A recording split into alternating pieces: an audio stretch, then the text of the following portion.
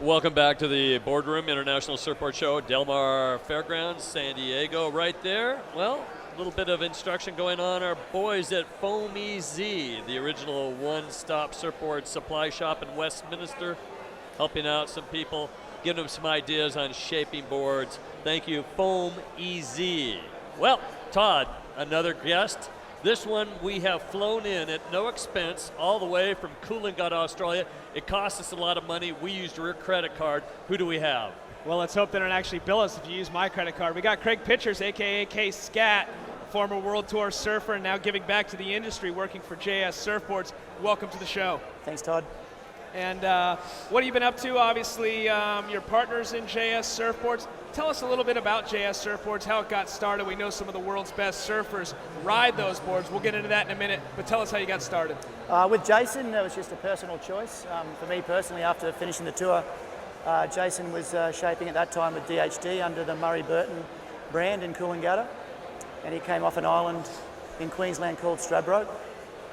So he just wanted to get a job sweeping up in the factory to work his way into shaping eventually, and from them I think he really learnt well from the likes of Murray, and fairly quickly picked up a good shaping skill, and started making a few boards for guys like myself who had competed, just to get that feedback. It's really hard to get sometimes as an up-and-coming shaper. And from there, I guess his wife and my wife spent time at school together and all of that. So after a few family barbecues, 10 years later, I ended up becoming a part of the business and could see the potential from a sales perspective. I spent 20 years with Billabong in sales, and I could see the potential in that brand, and understanding as well that sometimes shapers don't get a chance to get the brand to the next level because of the time spent in production. And there was a lot of frustrated retailers out there that were trying to get hold of the brand and would voice their concerns through me. And then I thought, well, I'd like to sort of lend as much of a hand as I can to try and get this thing to where it should get to. Awesome.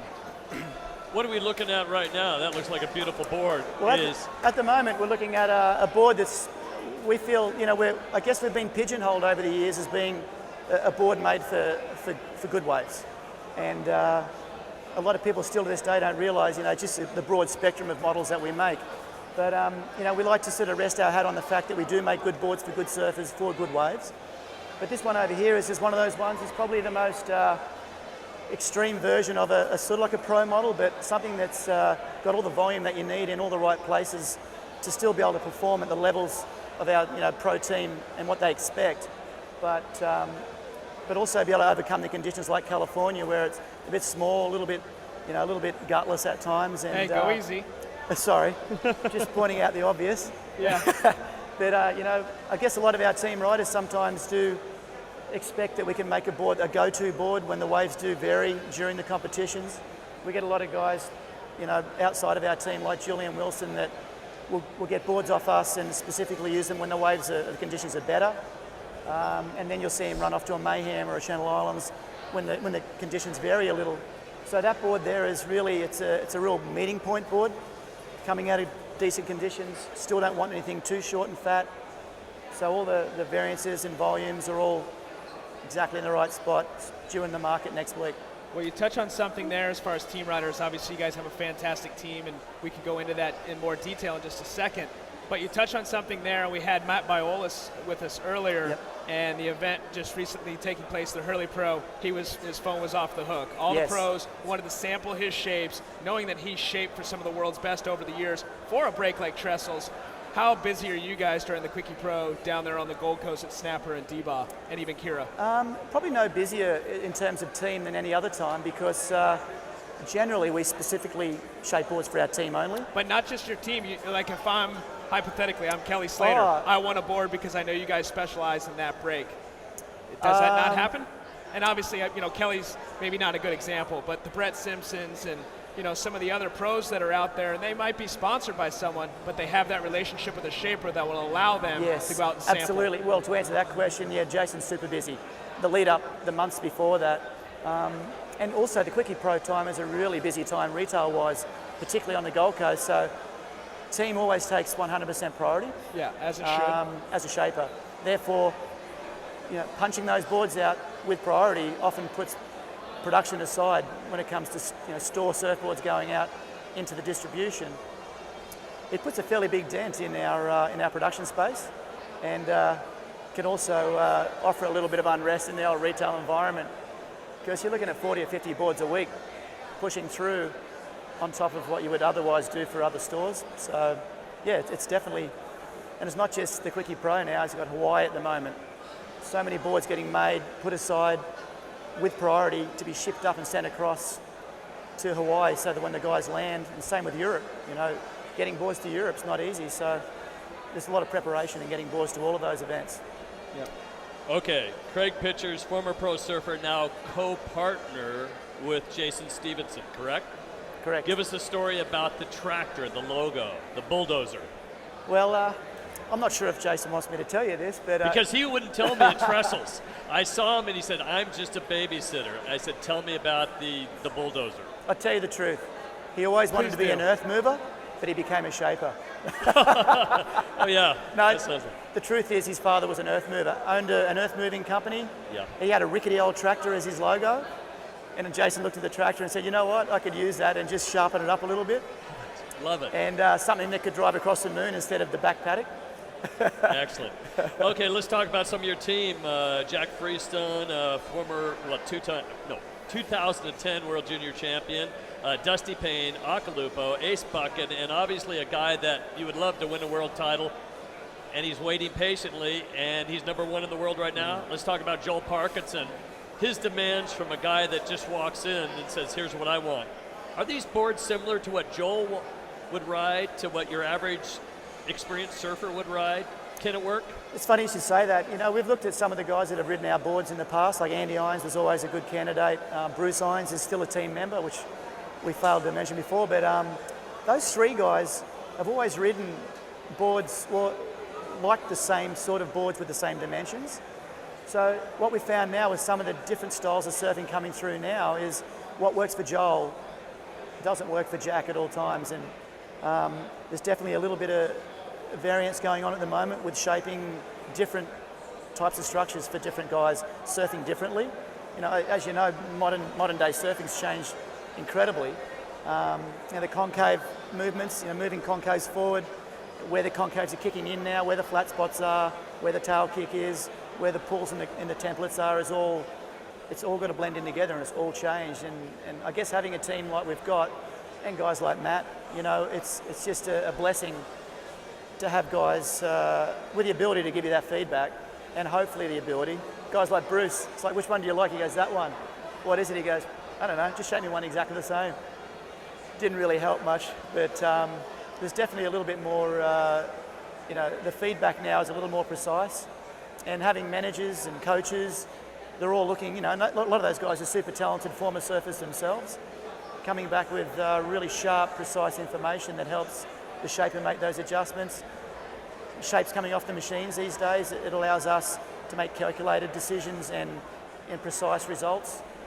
A lot of hand shaping going on here at the moment, but which is lovely and all, but the inconsistencies without having the machines for pro surfing would be disastrous these days. So, yeah, does that answer your question? I think it does. A real obvious one is if somebody comes to you and says, I want a board, you're going to first ask them your ability, where you're going to surf, and how much you weigh, correct? Those are the three basic things? Yes. Where are you going to surf? Obviously, when these guys are traveling the world, they're different breaks all over. How many boards a year do you maybe shape for Joel? It's no less than 100. And depending on the, like for instance in Europe right now where boards are getting destroyed every minute, that'd turn into 120. And have you ever had panicked phone calls from surfers far overseas saying, send me 5 boards immediately? Just the ones that are a little more disorganized. Oh, okay. So, question for you. We're worldwide. We are worldwide right now. Bit of a tongue twister, but knowing time-wise, a bulk of our people watching right now are here based in the U.S. If I'm in Southern California or on the East Coast, as you pointed out, kind of lackluster waves on the average, and I want to buy a new board, a new JS, what model would I be looking at, or what style board would you direct me towards? I'm a guy that's about 165, works 40 hours a week, what do I need? Okay, well, I'd go for middle of the road, and generally we'd look at our best sails. We've got one model called the Revolution. It's got all the tricky carbon up the middle. It's got a flatter entry. Don't upsell me. No, I'm just mentioning our best seller, and the reason Yep. it is the best seller is because it's for a guy who's a bit of a weekend warrior. He wants something that's going to paddle pretty well. He wants. There's been a lot of people's ability moving upwards since GSI, the likes of them bringing a lot of boards into the market for learner guys that are now coming up to wanting a board like a JS or a Channel Islands or a Lost or whatever. But that sort of guy is looking for a board still that's going to help him out a little bit more on the paddle side and have a little bit more outline curve and a little bit more volume for those types of conditions that you mentioned. But still, he wants to be able to walk down the beach with a board that he considers performance, and that's why he comes to a brand like JS, because we do have, I guess, that bit of a stigma. But we've got to be really mindful that a lot of guys are that caliber of person that require a little bit more foam. And fin setups, what are you seeing trending right now for the average Joe? Obviously, we saw Joel and Kelly in the semifinal riding 4-fin setups. Oh, it's blown me away. You know, to see Joel riding a 4-fin, he's adamant now that everything all the way through to his 7, 6, and 8 foot guns are going to be quads for good waves. One thing I can really see at the moment that I feel is a little bit up in the air is the templates. I think there's going to be a whole lot of development going on with not just the templates and the fin shapes, but the plug placement is going to become really important. And I think we're really in the infancy stages at the moment with all that. When quads were, apparent back in the 80s, for instance, the equipment wasn't to that level that it is now. So I think that we're still feeling ourselves out with all of that. And I think it's quite exciting to think that, there's a whole lot of room to move with fins as well as the equipment. How many glass-ons? Does anybody require a glass-on or request it? You're talking to the wrong guy. We're all glass-ons there not so long ago. Okay, yeah. But I mean, any of the pros? Not anymore. There was that got to go glass-on. Remember that? Our whole team was all set fins. But now we've got the Kinetic Racing fin brand. So, you know what? It's just so much easier to have, a fin you can take out, put back in. And these guys are traveling with one or more extra boards now. So. Well, Scat, thanks so much for the insight. Your website, I know there's people out there wondering, they want to find out more about JS Industries. Yes. How do they do? Go to jsindustries.com. And it's all there? It's all there. Can I custom order a board there, or will it show me the local retailers that I can go custom order? Well, obviously through the local retailers. Okay. Anything they come through us for, they can always talk to us personally, any tick of the clock, and we'll always guide them back to the friendly retailer, but hopefully with a little bit of advice and some information that can help them make a better choice. Well, Scat, thanks so much for your time. Best of luck in the rest of the show. Thank you very much. Coming up next, guys, we got a fantastic piece with Kelly Slater talking about MR. We've talked a lot about the fins and the setups right here in this interview with Scat. Well, coming up next, you're going to want to stick with us because Sean Madison, the one who put the guitar pick on the map, that little red fin that Kelly Slater uses on occasion on the World Tour, he'll be with us live. Dave Stanfield, Todd Kline, we'll be with you in just a minute. Stay tuned.